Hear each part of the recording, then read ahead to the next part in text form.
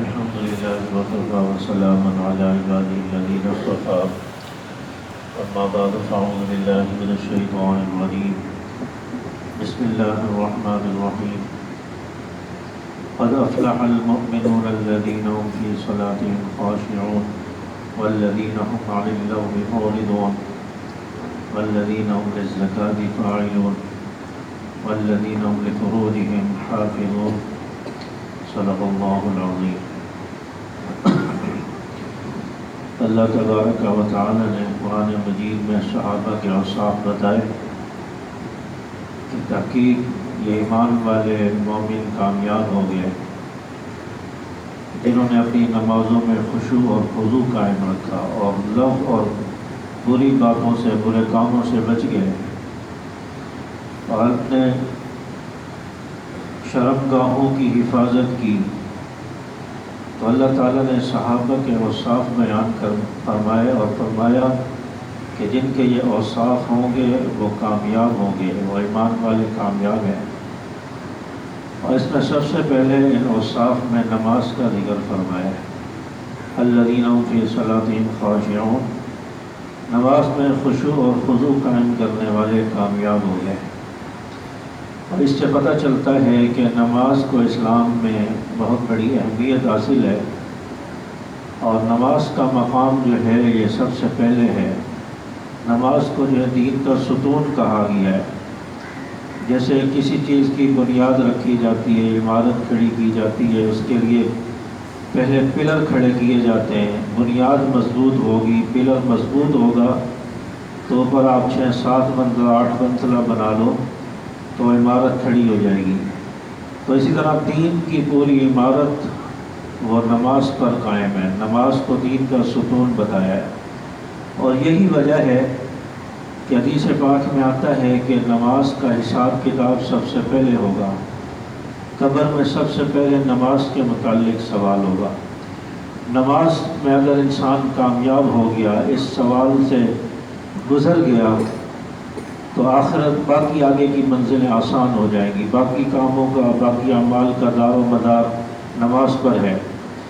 تو انسان کہتا ہے کہ امتحان جب ہوتا ہے تو کہتا ہے کہ پرچہ آؤٹ ہو جائے، اس کے لیے بڑی محنت کرتا ہے، اس کے لیے پیسے بھی دیتا ہے، رشوت دیتا ہے، فلاں کام کرتا ہے، پرچہ کسی طرح آؤٹ ہو جائے۔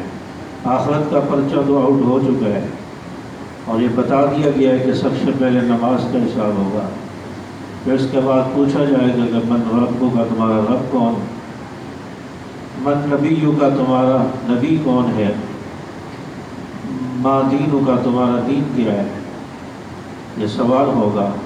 آج انسان کہتا ہے کہ ہم تو بتا دیں گے، ہمارا رب اللہ ہے، ہمارا نبی محمد صلی اللہ علیہ وسلم ہے، اور ہمارا دین اسلام ہے۔ تو اس طرح رٹے رٹانے سے تو کام نہیں بنے گا، اور اس سوال کا جواب دینے کی طاقت اور ہمت بھی اسی کو ہوگی جس نے اپنی زندگی دین کے مطابق گزاری ہوگی۔ یہ کلمات اور ان کے ادا کرنے، جواب دینے کی طاقت بھی اللہ تعالیٰ اسی شخص کو دیں گے جس نے دین کے مطابق زندگی گزاری ہوگی، اللہ اس کے رسول کے مطابق چلا ہوگا۔ ورنہ تو اگر رٹے رٹائی بات ہو تو پھر کافر کیوں نہ جنت میں چلا جائے؟ تو کافر بھی کہے کہ میں تو یہ 2-3 سوال رٹ لوں گا، اور جب مجھ سے قبر میں پوچھا جائے گا تو میں ٹھیک ٹھیک بتا دوں گا۔ تو اس کا مطلب یہی ہوا کہ پھر کافر کو بھی جنت میں چلے جانا چاہیے، وہ بھی پھر صحیح جواب دے دے گا۔ ایسی بات نہیں ہے۔ جو دین پر چلا ہوگا، دین پر عمل کیا ہوگا، نبی کی بات کو مانا ہوا ہوگا، اور اپنے رب کے احکامات کو مان کر چلا ہوگا، آٹومیٹکلی اس کی زبان پر یہ کلمات آ جائیں گے، اس کا جواب بھی آ جائے گا۔ تو نماز کو جو ہے دین کا ستون کہا گیا ہے۔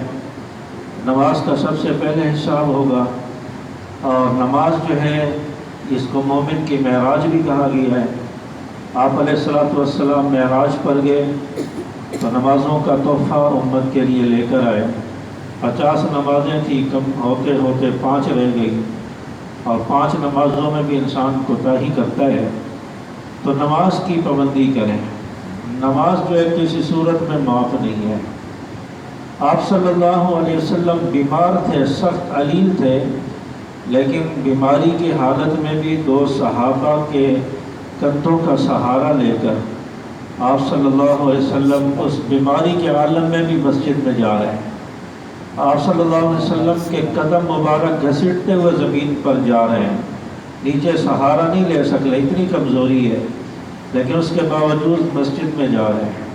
تو آپ صلی اللہ علیہ وسلم نے فرمایا کہ نماز کا وقت ہو جائے، جو مسلمان اپنے گھروں میں بیٹھے ہیں، میرا جی چاہتا ہے کہ میں مصلی پر کسی اور کو کھڑا کروں اور جا کر ان لوگوں کے گھروں کو آگ لگا دوں، لیکن عورتوں اور بچوں کی وجہ سے ڈر جاتا ہوں۔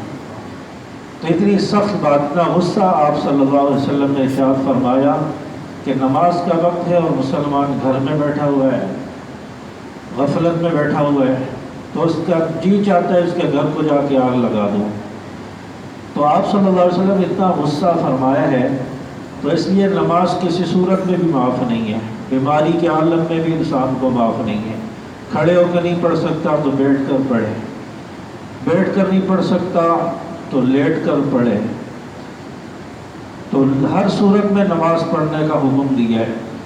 اگر خدا نخواستہ نمازیں قضا ہو گئی، رہ گئی، نہیں پڑھ سکا تو ان کی قضا کرے۔ نماز کی قضا کرنا یہ ضروری ہے، ورنہ یہ فرض جو ہے ذمہ میں رہے گا اور قیامت کے دن پوچھ ہوگی کہ نمازیں کیوں چھوڑ دی۔ تو انسان جب بالغ ہوا ہے، اس کے اوپر نمازیں فرض ہو گئی، 15 سال کی عمر سے نمازیں فرض ہو گئی، اور اگر کسی کی نمازیں چھوٹ گئی ہے تو اپنی نمازوں کی قضا کرے، جس کو قضاء عمری کہا جاتا ہے۔ اور اس کا آسان طریقہ یہ ہوتا ہے کہ ہر نماز کے ساتھ ساتھ ایک ایک نماز کی قضا کرتا رہے۔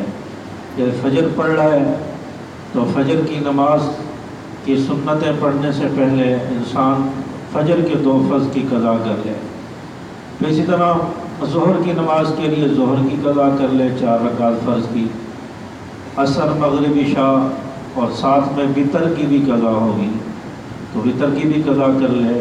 اور خدا نخواستہ اگر انسان کا انتقال ہو گیا، اس کے ذمے میں نمازیں باقی تھی، تو اس کے لواحقین اولاد کو ضروری ہے کہ وہ اس کا فدیہ ادا کر دیں نمازوں کا، کہ کتنی نمازیں ہمارے والد صاحب کی چھوٹی ہیں، اس کا فدیہ ادا کر دے۔ ہو سکتا ہے اللہ تعالیٰ اس کی وجہ سے نمازوں کے حساب کتاب میں تھوڑی کمی کر دیں، تھوڑا نرمی ہو جائے، ممکن ہے، تو اس لیے فدیہ دے دینا چاہیے۔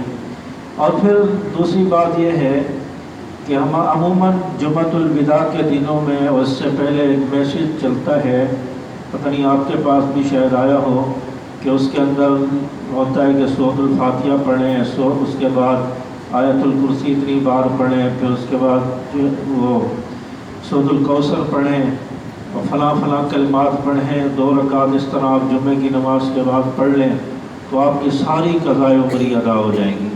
تو بڑا آسان طریقہ آپ لوگوں نے نکالا ہے، پورا سال انسان نماز نہیں پڑھے اور سال کے بعد آ کے جمعۃ الوداع میں 2 رکعت پڑھ لے اور مزے ہی آ گئے ہیں، اور پوری زندگی اس کو نماز پڑھنے کی ضرورت ہی نہیں ہے۔ اتنا آسان بھی نہیں ہوا، ابھی اتنا شارٹ رستہ کوئی نہیں آیا۔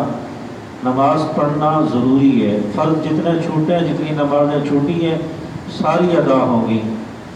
اگر اس میسیج کو دیکھا جائے، ایسے ان لوگوں کو دیکھا جائے، تو پھر انسان ساری زندگی نمازیں پڑھے ہی نہ، پھر وہ جمعۃ الوداع کے انتظار میں رہے کہ 2 رکعت پڑھ لوں گا، پورے سال کی نمازیں ادا، پھر اس کے بعد جمعۃ الوداع کے بعد پھر سارا سال نہ پڑھے، پھر اگلا جب جمعۃ الوداع آئے گا اگلے سال پھر پڑھ لیں گے 2 رکعت، تو پھر ادا ہو جائے گی۔ تو پھر یہ جو لوگ نماز پڑھ لیں، ان کو کیا ضرورت ہے پڑھنے کی؟ تو اس طرح کے الٹے سیدھے میسیج چلا دیے جاتے ہیں۔ اب یہ کسی کو پتہ ہے کہ جمعۃ الوداع تک میں زندہ رہوں گا، جمعۃ الوداع مجھے ملے گا یا نہیں ملے گا؟